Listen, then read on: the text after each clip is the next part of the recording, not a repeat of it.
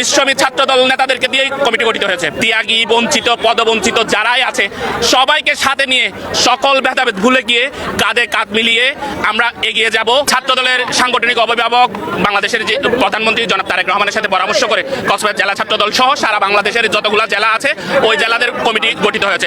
সেখানে সবগুলা পর্যালোচনা করে যাদেরকে ত্যাগী, যোগ্য মনে করেছে, যাদের হাতে সংগঠন নিরাপদ মনে করেছে, যাদেরকে দিয়ে সংগঠন এগিয়ে যাবে মনে করেছে, তাদেরকে দিয়েই পরিশ্রমী ছাত্রদল নেতাদেরকে দিয়েই কমিটি গঠিত হয়েছে। কক্সবাজার সম্প্রীতির শহর, আমরা ছোট থেকে সম্প্রীতির ভালোবাসার বন্ধনে বেড়ে উঠেছি।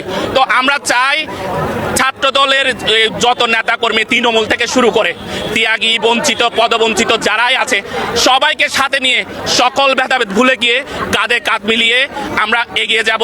যেখানে যেই সমস্যা সবার সাথে পরামর্শ করে কক্সবাজারের যেই অভিভাবক মাননীয় স্বরাষ্ট্রমন্ত্রী জনাব সালাউদ্দিন আহমেদ ওনার সাথে পরামর্শ করে কক্সবাজার জেলার যারা দায়িত্বশীল সিনিয়র নেতৃবৃন্দ আছে সবার সাথে পরামর্শ করে আমরা ছাত্রদলকে আধুনিকায়ন করে ক্যাম্পাস ভিত্তিক ছাত্রদল প্রতিষ্ঠিত করার জন্য আমরা এগিয়ে যাব।